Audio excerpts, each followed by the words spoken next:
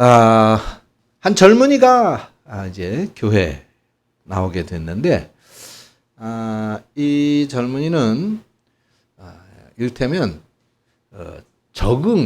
사회 적응에 장애를 겪고 있었던 그런 젊은이였어요. 직장에서도 적응을 못해서 쫓겨나게 됐습니다. 그러다 보니까 이 젊은이는 점점 가슴속에 분노와 광기로 가득 차게 됐어요. 심지어는 시설에 수용되기까지도 했습니다. 누군가의 인도를 받아서 교회에 나오게 됐는데, 교회에서도 예배 드리는 도중에 막 의자를 뛰어넘는다든가, 또는 설교 시간에 헤드폰을 끼고 크게 소리를 내면서 유행가를 부르기도 했습니다. 이렇게 예배를 방해하고 교회를 시끄럽게 하는 그 젊은이를 교인들은 그 젊은이가 소란을 피울 때면 항상 조용히 한쪽으로 데려가서 설득하고는 했습니다. 이 젊은이가 직장 생활도 못하고 하다 보니까 차비가 없어서 교회를 거의 2시간을 걸려 걸어서 온다는 사실을 알고 교인들은 서로 이 젊은이를 태우러 갔습니다. 또 어떤 교인들은 이 젊은이에게 먹을 것을 준비해서 같이 식사를 하고 저녁을 만들어 먹이기도 했습니다. 온 성도들이 그렇게 이 젊은이의 발작을 수용하고 감싸 안았던 것이죠. 그 결과 서서히 이 젊은이는 변화되기 시작했고 교회에서 잠잠해지기 시작했습니다. 그 후로 이 젊은이는 행복한 가정도 가지게 될 수 있었고 정말로 신실한 성도가 될 수 있었다는 것입니다. 이것은 미국의 어느 교회에 있었던 실화입니다. 교회는 어떤 곳일까요? 교회는 인격 좋고 잘나고 멋있고 예쁘고 훌륭한 사람들만 모이는 곳일까요? 교회는 하나님이 택하여 세우신 성전이라고 오늘 본문에서 분명히 말씀하고 있습니다. 이곳은 아무리 형편없는 사람이라도, 아무리 모자라는 사람이라도, 아무리 성질 안 좋은 사람이라도 모두를 품어줘야 되고, 그리고 그를 돌봐줘야 되고, 그리고 그러한 사람들을 변화시켜주는 곳이어야 하는 것입니다. 오늘 보면은 솔로몬이 다윗의 유언을 받들어서 자기 아버지죠, 유언을 받들어 성전을 완공하고 하나님께 봉헌하던 내용입니다. 크고 화려한 성전을 건축하고 제사를 드리는데 그 주인공은 당연히 하나님이시죠. 그 하나님께서 임재하시지 않거나 기도와 예배를 받으시지 않는다면 아무리 크고 아무리 아름답고 의리의리한 성전이라 할지라도 그게 무슨 의미가 있겠습니까? 하나님이 계시지 않는데. 그러나 솔로몬은 겸손한 마음과 기쁜 뜻으로 성전을 봉헌했고, 하나님은 크고 화려한 어마어마한 성전이 아니라 솔로몬의 그 겸손하고 그리고 기뻐하는 마음을 받으셨던 것이죠. 그래서 하나님은 오늘 본문 16절에 이렇게 말했습니다. 이는 내가 이미 이 성전을 택하고 거룩하게 해서 내 이름을 여기에 영원히 있게 하였습니다.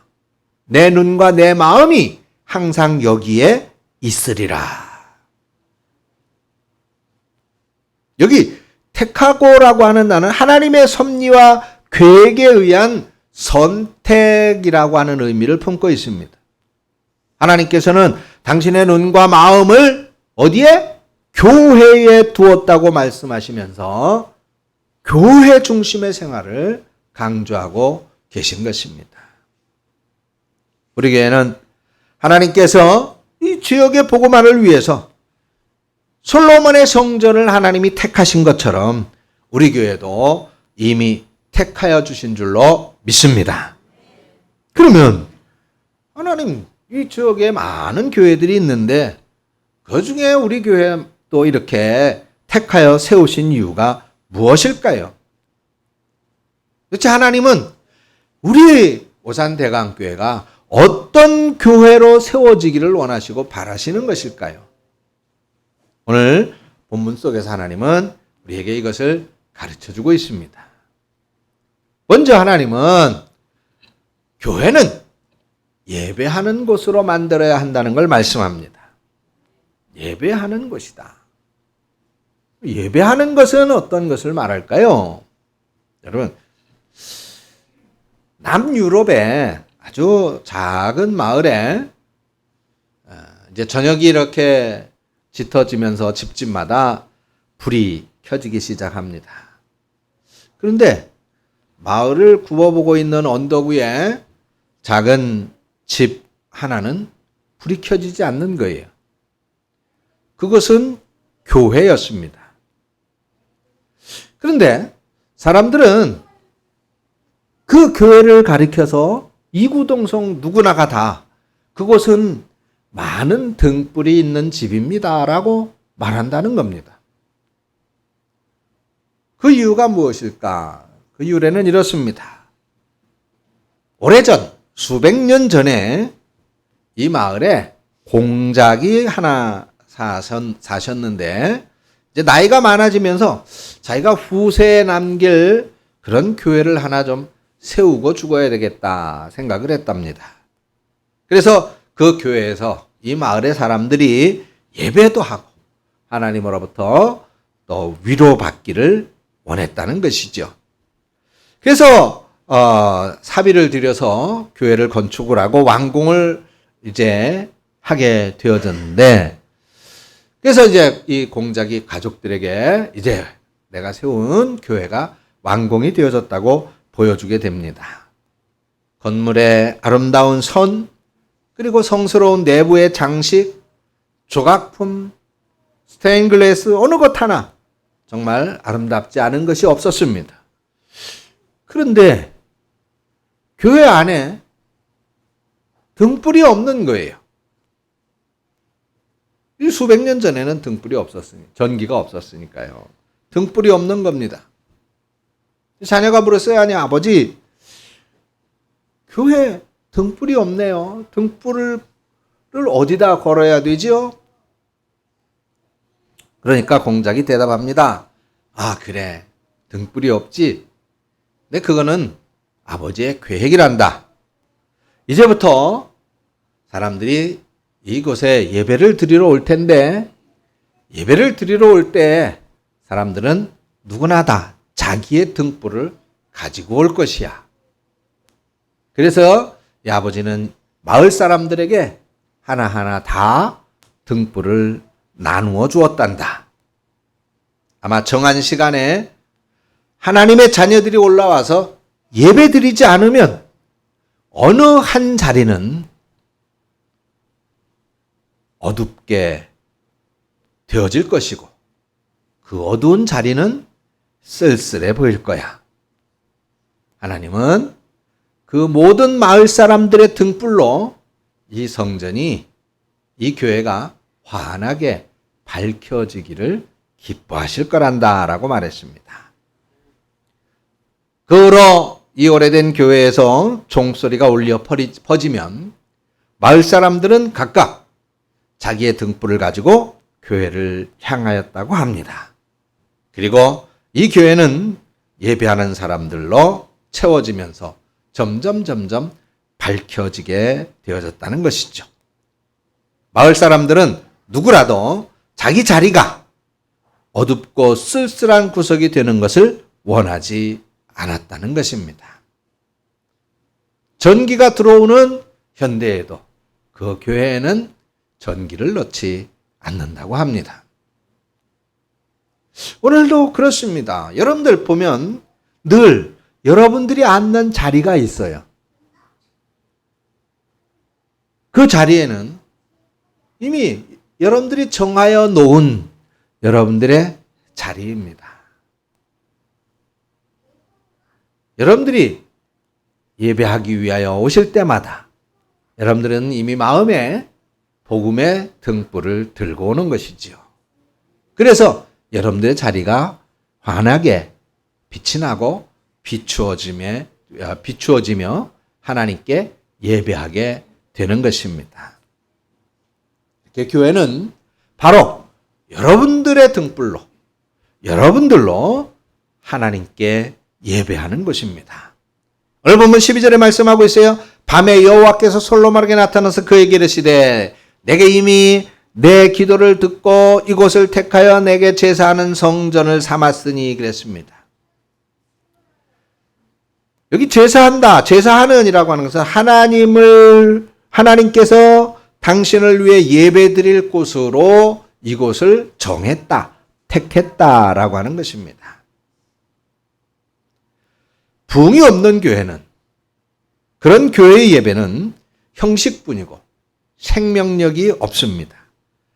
성령이 역사하실 자리를 잃어버렸습니다.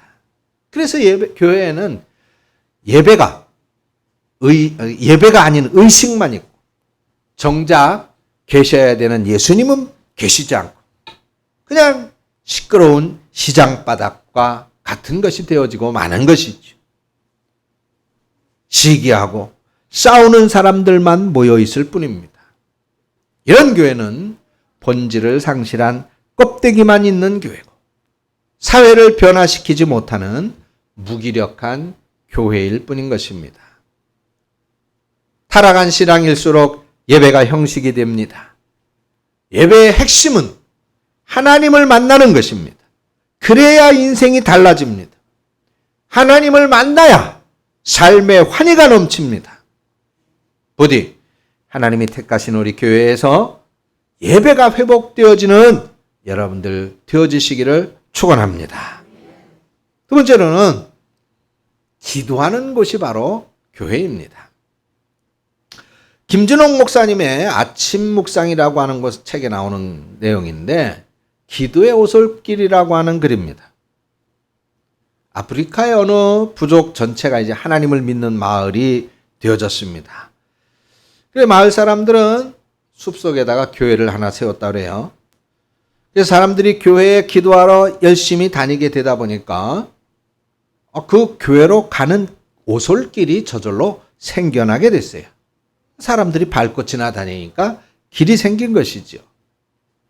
근데 바쁜 일이 있어서 기도를 게을리할 때는 오솔길에 잡초가 무성히 자라서 교회로 가는 길을 덮어버리는 겁니다. 무성해지는 잡초로 인해서 교회로 가는 오솔길이 사라지는 것이죠. 그러면 마을 사람들은 기도의 오솔길이 있을 때와 그 기도의 오솔길이 잡초의 무성이 덮여져 없어질 때 자신들의 삶이 달라지는 것을 느꼈다는 것입니다. 그래서 기도의 오솔길에 잡초가 자라려고 하면 기도를 더 많이 해서 좋은 마을이 되어야지, 좋은 사람이 되어야지 라고 작심을 하면서 기도의 오솔길을 부지런히 찾아갔다는 것입니다. 그리고 마을 사람들 중에 근심거리나 걱정거리가 생겼다면 서로에게 격려해 주면서 형제여, 마음의 길에 잡초가 자라고 있는 것 아닙니까? 기도의 길을 열심히 다녀서 마음의 잡초를 없애버립시다 라고 격려했다고 합니다. 여러분, 우리가 어디 아프거나 병이 들면 빨리 치료해야 건강을 회복할 수 있는 것이죠. 그런 것처럼 우리 신앙이 약해질 적이면 기도 생활부터 회복해야 될 줄로 믿습니다. 여러분들 마음의 기도길은 어떻습니까? 우리들 마음의 기도의 오솔길을 부지런히 가꾸지 않으면 마음밭이 황폐해질 겁니다. 기도의 오솔길에 잡초가 무성해지면 하나님의 손길이 미치지 못할 것입니다. 기도의 오솔길에 잡초가 많아지면 사탄이 그만큼 접근하기 쉬울 것입니다. 기도의 오솔길에 잡초가 가득하면 그 모든 가득한 것에 사람의 계획으로 채워지게 될 것입니다. 그래서 도대체 바빠서 기도할 시간이 없어질 거예요. 또 나는 기도할 줄 몰라서 기도를 못합니다라는 핑계를 댈 것입니다. 벙어리도 기도할 수 있습니다. 배우지 못한 사람도 기도할 수 있어요. 나이 많아 기력이 없다 하더라도 기도는 할 수 있습니다. 기도는 하나님과 나와의 대화인 거예요. 하나님을 찾는 것, 하나님의 말씀을 듣는 것, 그것이 기도입니다. 우리가 기도라고 하면은 앞에 나와서 유창하게 대표 기도를 하는 그런 모습의 기도를 생각하시고, 아유, 나는 기도 못해요 라고 말은, 기도 못해요, 기도할 줄 몰라요 라고 하는 그 자체가 이미 기도의 오솔길을 덮어버리는 잡초와 같은 것입니다. 오늘 본문 15절입니다. 이제 이곳에서 하는 기도에 내가 눈을 들고 귀를 기울이겠다. 눈을 들어 무엇하겠다는 것입니까? 보겠다는 것입니다. 누구를? 기도하는 나를 보겠다. 기도하는 내 사정을 보겠다. 기도하는 내 마음을 보겠다는 거예요. 네 속에 어떤 안타까움이 있는지, 네 속에 어떤 아픔이 있는지, 네 속에 어떤 소망이 있는지를 하나님이 보겠다는 것입니다. 듣겠다는 것은 무엇입니까? 그래요, 나에게 말해라. 답답해하지 말고, 속상해하지 말고, 억울해하지 말고 나에게 말하라는 것입니다. 나에게 말하라. 다음 주 설교에서 이 부분을 구체적으로 설교하겠습니다. 왜 하나님께서는 말하라고 말하는 것일까? 그래요, 갚아주는 것이, 원수 갚는 것이 하나님께 있기 때문입니다. 우리는 기도할 뿐이지요. 기도해야 됩니다. 열심히 기도해서 교회로 향하는 길이 보이도록 만들어야 됩니다. 누가요? 여러분들이, 말씀을 듣는 여러분들이 기도가 회복되어지는 성도들이 되시기를 축원합니다. 솔로몬이 성전에서 드리는 이 기도의 모습이 바로 하나님께서 보시고 들으셨듯이 오늘 우리 하나님 앞에 우리가 잘하는 것 없지요. 그렇죠? 우리 하나님 앞에 우리가 떳떳한 것 한 가지 있겠습니까? 그런데 그런 하나님 앞에 달려 나와서 그럼에도 불구하고 예수를 힘입어서 예수의 이름을 가지고 간절하게 청원하는 우리를 하나님은 불쌍히 여겨서 우리의 기도를 들어주겠다는 약속인 것을 믿으시기를 바랍니다. 그러므로 우리는 하나님 앞에 하나님의 뜻을 받아들이기를 결단하고 하나님께 진솔하게 의탁하고 하나님의 도움을 구하며 기도해야 될 줄로 믿습니다. 마가복음 11장 17절의 말씀에 있어요. 내 집은 만민의 기도하는 집이라. 그런 것처럼 교회는 세상적인 마음, 분노와 시기와 질투와 미움이 가득한 곳이 아니라 기도하는 곳이다. 기도하는 곳으로 회복되어져야 한다는 것을 믿으시기를 바랍니다. 세 번째로는 응답받는 곳이어야 한다는 겁니다. 미국의 신앙을 청교도 신앙이라고 그러죠. 퓨리타니즘이라고 합니다. 이 퓨리타니즘은 정직하다라고 하는 퓨리파이라고 하는 원어에서 파생된 단어예요.